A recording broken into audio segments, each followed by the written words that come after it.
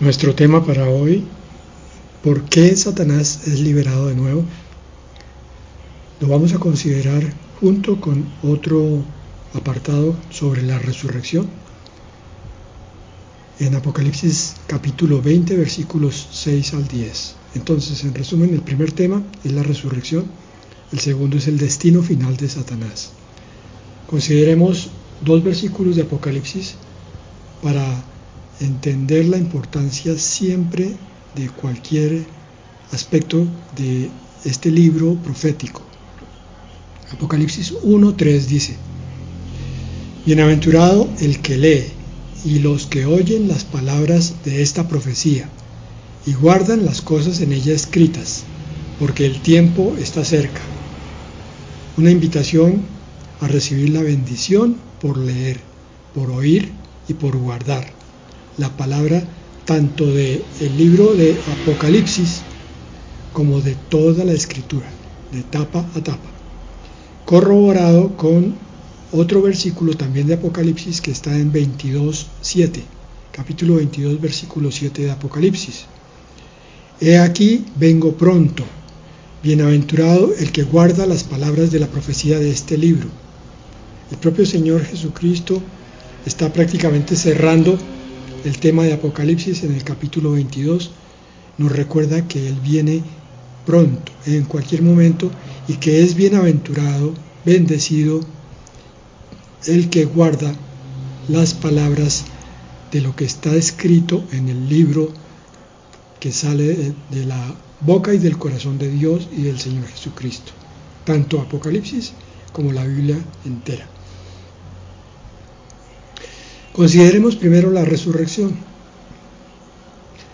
Apocalipsis 20:6 dice: Bienaventurado y santo el que tiene parte en la primera resurrección. Sobre estos la segunda muerte no tiene ningún poder, sino que serán sacerdotes de Dios y de Cristo y reinarán con Él por los 1000 años. A aquellos que estuvieron atentos a esta palabra se les dice, primero, que hay unos bendecidos o bienaventurados que no le deben tener miedo a la muerte, porque resucitarán después de ella, después de esa muerte. El creyente sólidamente cimentado mira la eternidad, mira la resurrección y ve la muerte solamente como un paso momentáneo, como si se abriera una puerta y se cerrara detrás. Punto. No hay más que temer, que discutir, sino solo el estar preparado. ¿Cómo se está preparado? Permitiendo que Cristo more en el corazón. Se nos dice, o se le dice a los que oyen este versículo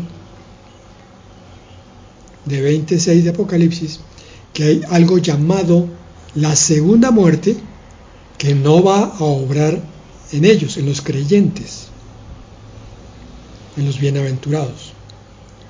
Esa segunda muerte está destinada para otros. Y se les dice también que resucitan para reinar por la eternidad. Tres cosas: bienaventurado y santo el que tiene parte en la primera resurrección. Segunda cosa, sobre esto la segunda muerte no tiene poder. Y tercera cosa, sino que serán sacerdotes de Dios y de Cristo y reinarán por 1000 años. ¿Qué más entonces debemos considerar aquí?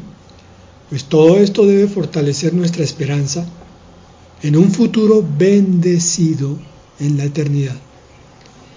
Si comprendemos eso, necesaria y obligatoriamente va a cambiar nuestra visión de esta vida, porque vamos entonces a comprender que esta vida es una preparación para la definitiva, que esta vida es muy corta en comparación con la eternidad y que esta vida tiene muchas ilusiones en el sentido de alucinaciones o espejismos, mientras que la vida eterna es completamente real.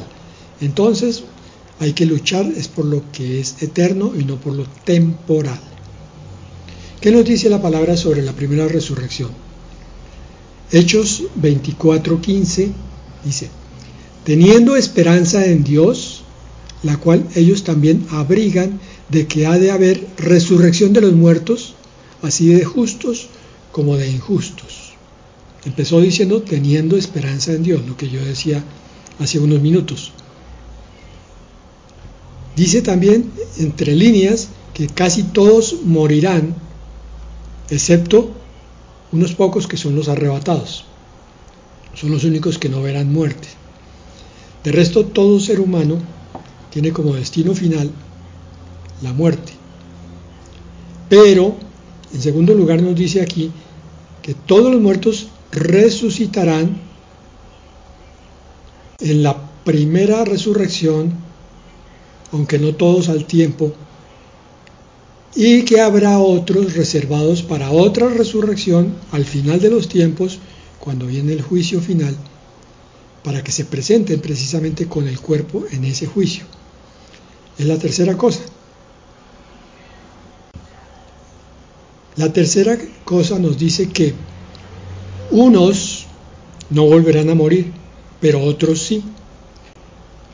Los de la primera resurrección nunca más vuelven a morir, sino que entran a la vida eterna. Pero los que sí van a morir dos veces, la primera es la muerte física, la segunda es la muerte físico-espiritual, llamémosla así, porque va a ser la muerte nuevamente del cuerpo con el espíritu, lanzados al lago de fuego. Entendido como muerte, no la cesación de la existencia, sino la separación total de Dios. Primera de Tesalonicenses 4:16 dice: porque el Señor mismo, con voz de mando, con voz de arcángel y con trompeta de Dios, descenderá del cielo, y los muertos en Cristo resucitarán primero. Dice, los muertos en Cristo. Entonces, estudiábamos alguna vez que el orden de la resurrección es primero Jesucristo, que es las primicias. Después, los muertos en Cristo. Más adelante, en otra época distinta, los muertos del Antiguo Testamento. Según la mayoría de teólogos, resucitan al inicio del milenio. Y finalmente, cuando termina el milenio y cuando se empieza el juicio final, resucitan los que nunca nacieron para Cristo, los que están pendientes de su condenación definitiva. Lucas 20:36 dice: porque no pueden ya más morir, los de la primera resurrección entre paréntesis, pues son iguales a los ángeles y son hijos de Dios al ser hijos de la resurrección. Como el Señor diseñó la creación, específicamente de las criaturas, ángeles y seres humanos, es para que no vieran muerte. Como unos ángeles pecaron, ellos van a ser condenados al lago que arde con fuego y azufre, equivalente a la muerte segunda para los seres humanos. Digo yo equivalente, porque estos ángeles seguirán vivos en castigo continuo. Los seres humanos que habíamos sido hechos para la eternidad, por causa del pecado, conocemos la muerte. Pero ahora, aquellos que están conformes a la voluntad de Dios, aceptando al Salvador Jesucristo, son restaurados al estado original de eternidad, y entonces son resucitados y conducidos de una vez y para siempre a ese estado prometido. Estoy aclarando puntos y por tanto doy algunas vueltas en forma repetida para que todo esto quede muy claro. Acabamos de ver entonces lo que respecta con algunos versículos a la primera resurrección. Ahora vamos a ver lo que respecta a la segunda muerte, con alguna palabra, algunos versículos. Apocalipsis 20:14, palabra que aclare. y la muerte y el Hades fueron lanzados al lago de fuego. Esta es la muerte segunda.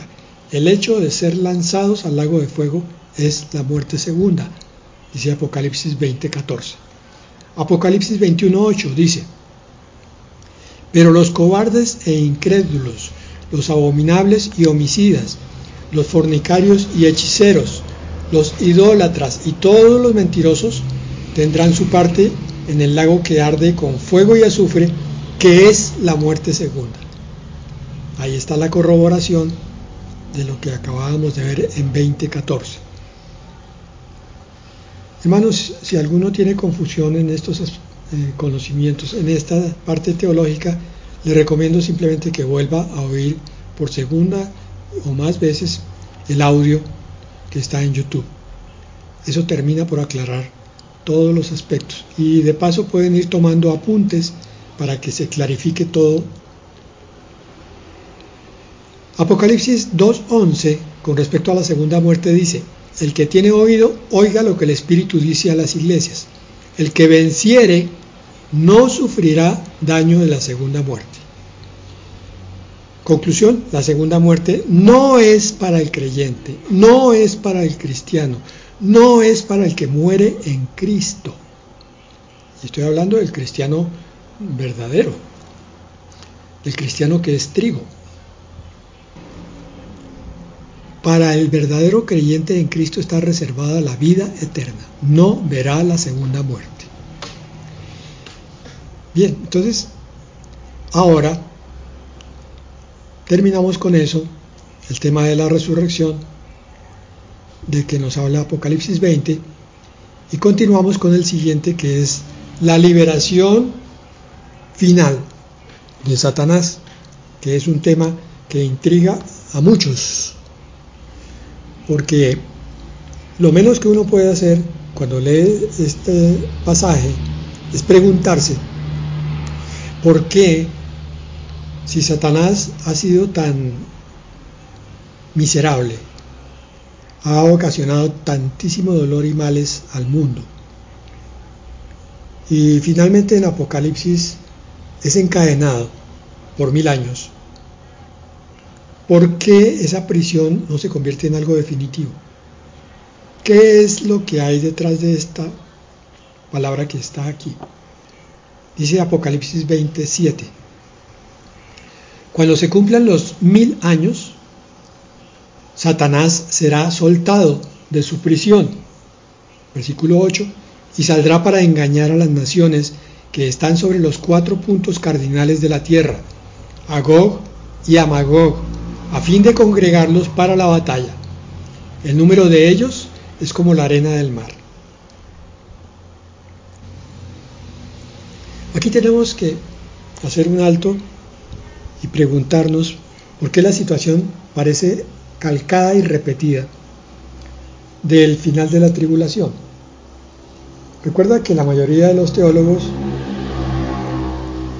aceptan Armagedón como la guerra final de los 7 años de la tribulación,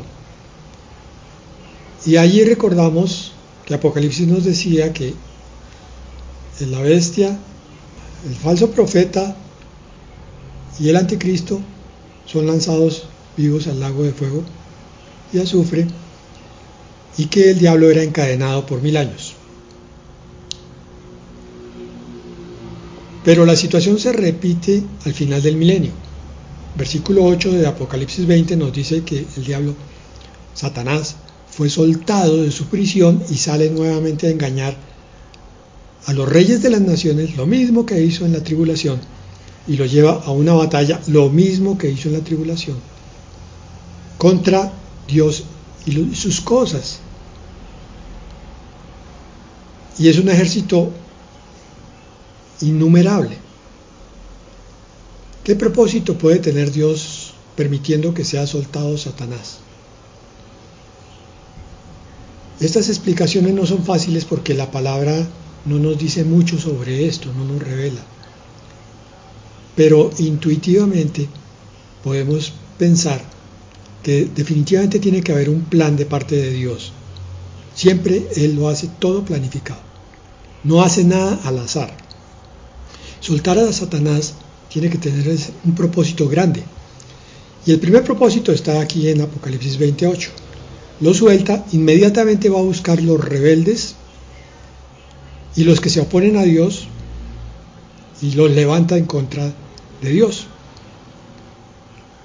Entonces, ¿será que ese levantamiento lo que hace es descubrir, desnudar los corazones rebeldes que estaban por ahí guardaditos, que no habían tenido oportunidad de manifestarse, porque no habían encontrado de pronto la fuerza o la reunión? Pero llega el diablo y él, como líder, los aglutina otra vez y los levanta de nuevo. Los enloquece prácticamente, porque es que ¿a quién le cabe en la cabeza que levantarse contra Dios tenga finalmente alguna victoria? A nadie le cabe eso. Pero estos parecen creer que sí. Parece ser que ese es el engaño de Satanás, hacer pensar a los demás que Dios puede de alguna manera ser derrotado. Podemos pensar que Satanás de alguna manera también está loco en sus propósitos y que enloquece a todos los que lo llevan. Entonces, finalmente parece, desde mi punto de vista, que esa sería la explicación. Lo que hace Satanás es desnudar corazones, saber quién es quién. Los que se levantan son los últimos rebeldes de la historia, y los que se quedan son el pueblo fiel con el cual el Señor va a continuar por toda la eternidad. Entonces es como una depuración, como un filtrado, como un tamizado que hace Dios, no porque Él no sepa quién es fiel y quién es rebelde, sino para que todos nos demos cuenta que finalmente nuestro corazón, si no se postra voluntariamente delante de Dios, a ciencia y a conciencia, va a guardar siempre el germen de la rebelión, de la rebeldía, de la desobediencia. Porque eso finalmente también es una decisión. Entonces yo decido en este momento, a pesar de mi rebelión que está en la carne, de mi orgullo, de mi vanagloria, decido, Señor, te entrego toda esa parte que va contra ti, para que tú, Señor, con tu Espíritu, llenes el mío y hagas que yo camine en obediencia, en docilidad, en obediencia, en mansedumbre junto a ti. Se podría hacer la oración de los fieles al final de los 1000 años y de los fieles en todas las épocas. Apocalipsis 16:14 nos contaba cómo era la historia al final de la tribulación.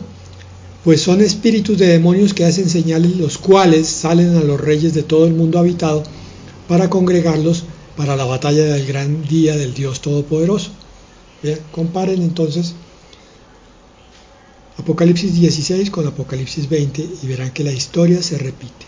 La rebelión ha sido desde el principio, pero también desde el principio se ha visto el corazón dócil. Hubo un Caín junto a un Abel, hubo un Esaú junto a un Jacob.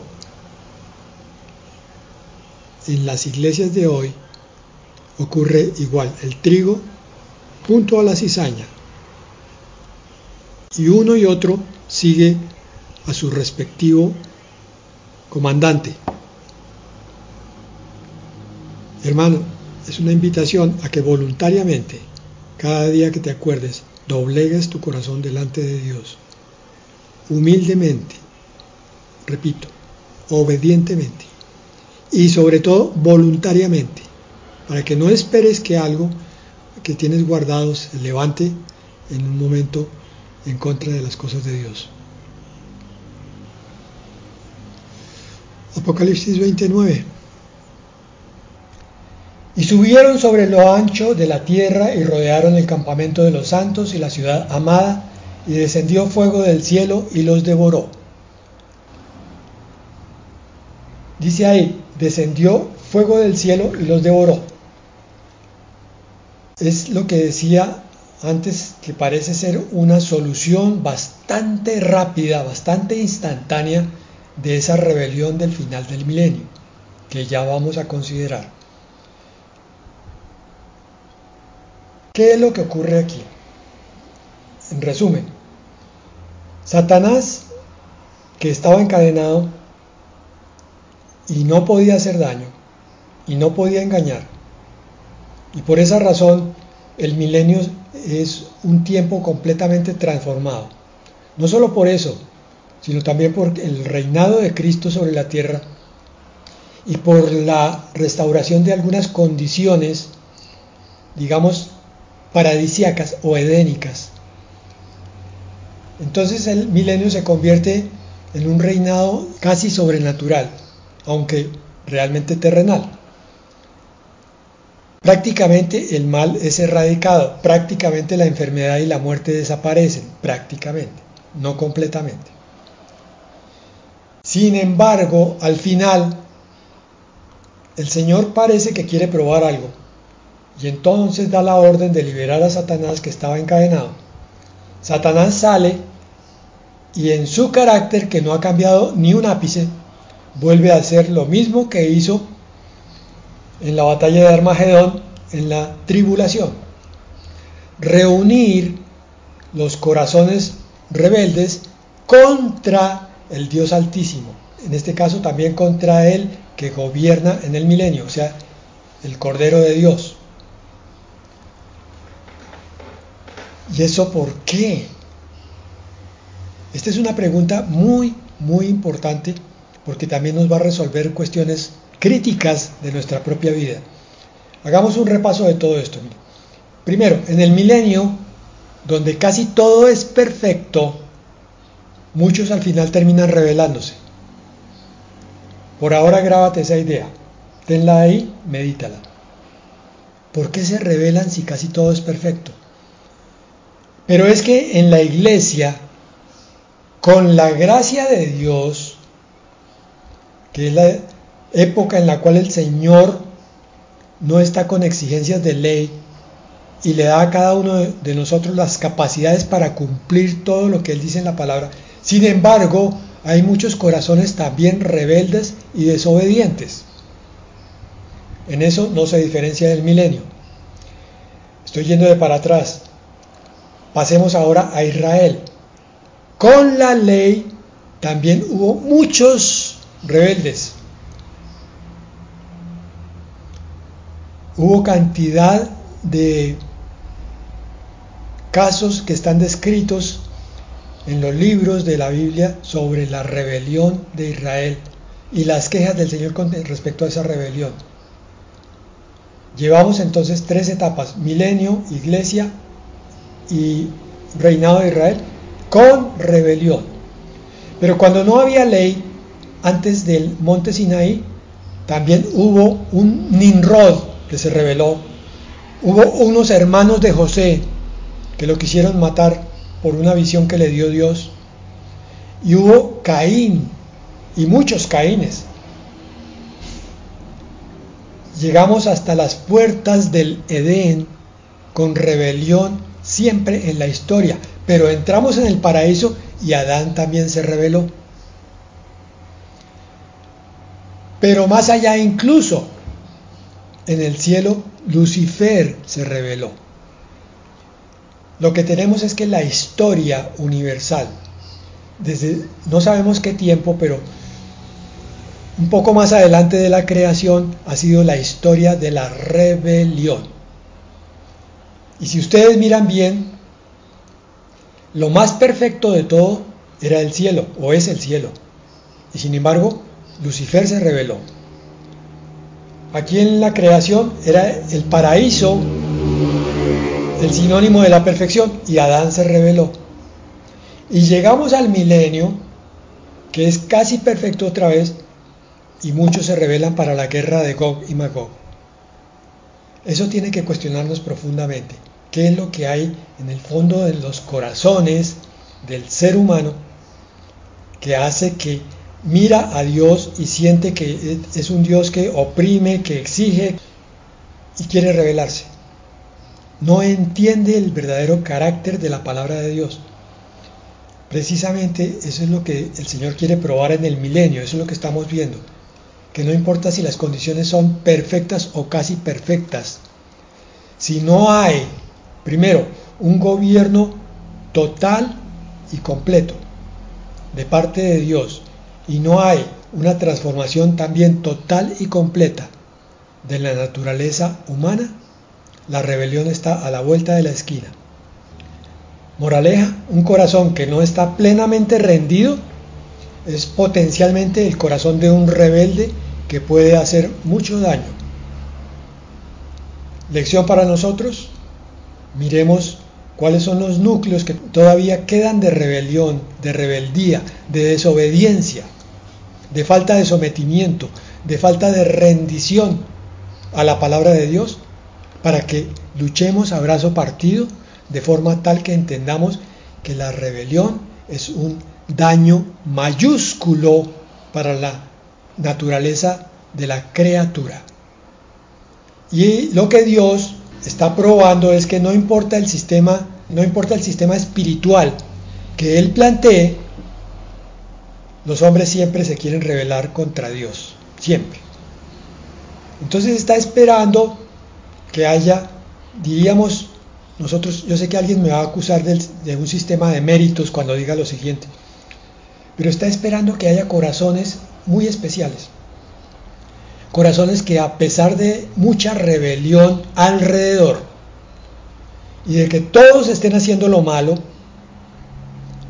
o no importa, esos corazones quieran postrarse ante Dios y su palabra, no importa la dificultad, no importa el no ver a Dios obrando, no importa si no hay milagros, no importa si las promesas están demoradas.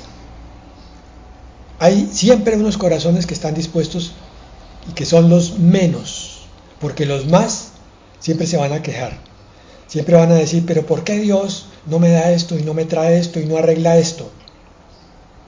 Y esos corazones rendidos, los que están dispuestos, después de un largo aprendizaje, un largo entrenamiento, el fuego de la prueba, entonces son los que van a vivir resucitados para Dios en la eternidad.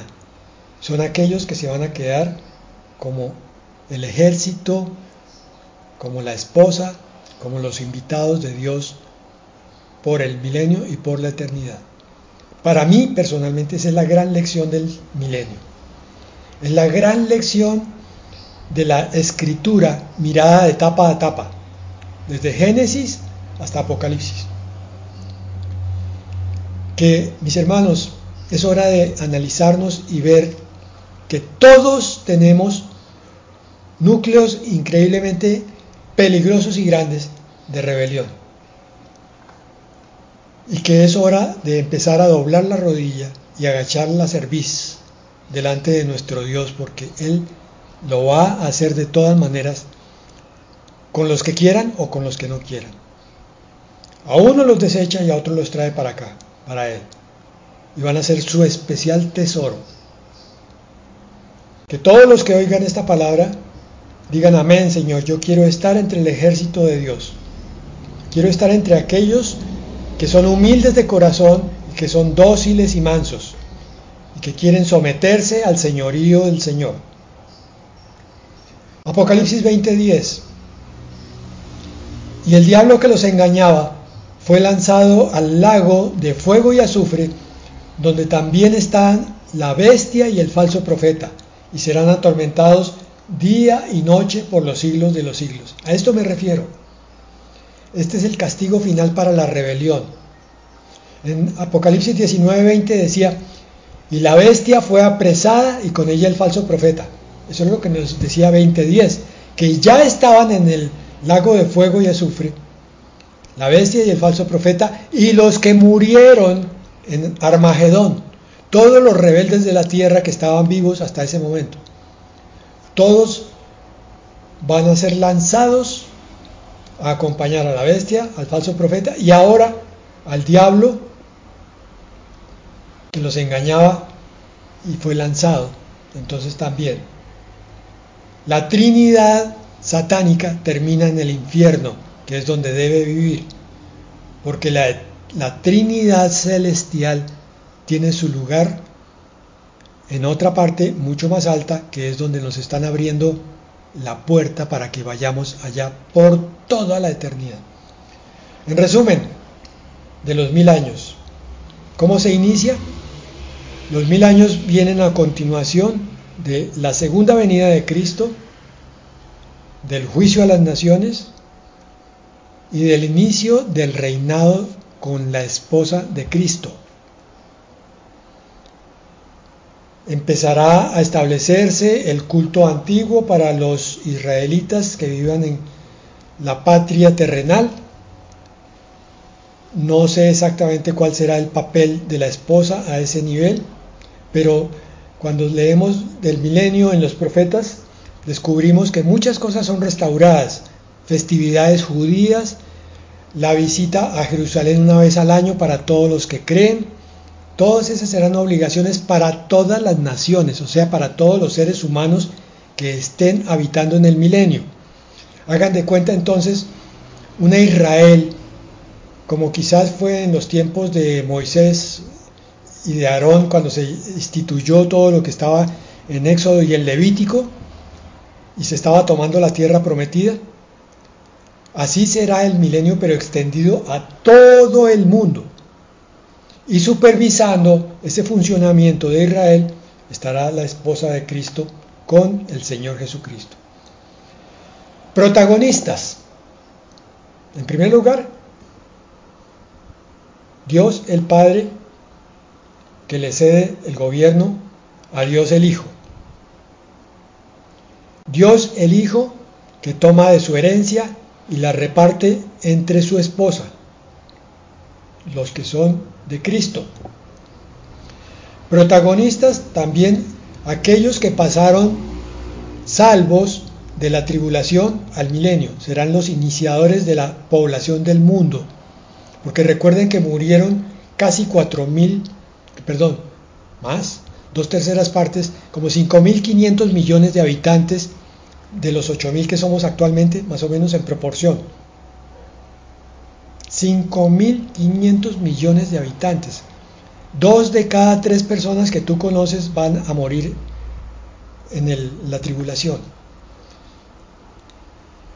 Y el último protagonista del milenio, pues Satanás, que contamina una vez más los corazones rebeldes, pero que estuvieron solapadamente encubiertos durante todo ese milenio. Parecían sometidos, parecían obedientes, no se rebelaron abiertamente, no se manifestaron como desobedientes francos. Pero al final, lo que había en su corazón es destapado con la nueva intervención satánica. Entonces, ¿quién tiene la culpa ahí? ¿Satanás? Satanás y los rebeldes. Y eso va a ser también el tema del juicio final. Es que Satanás me indujo. No, hermano. ¿Y tu corazón qué hizo? Bien. Y el final del milenio es la guerra de Gog y Magog, la supresión de toda rebelión y el inicio del juicio final. Porque después de este milenio y del juicio final viene la edad eterna, que es un cielo nuevo y tierra nueva. El próximo tema que vamos a ver tiene que desarrollarse con Apocalipsis 20:11 en adelante, que es el juicio del gran trono blanco. Bueno, hermanos, entonces, como ven, si han estado juiciosos y concentrados, hay muchas cosas para mirar, analizar, escudriñar y pensar. Y todo eso es para tomar decisiones. Pero, pastor, ¿por qué repite tanto eso? Hermanos, porque yo tengo que tomar decisiones todos los días. Yo tengo que decidir si me quedo igual que ayer o si hoy permito que el Señor me mejore un poco más.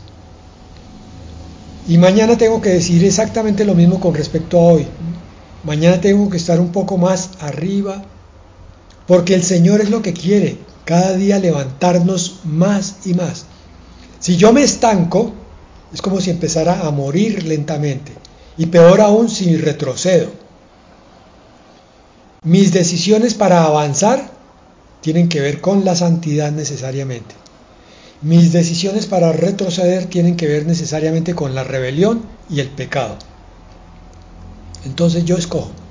Por eso el Señor dijo, he puesto delante de ti la bendición y la maldición. Toma la bendición para que vivas. Amén y amén.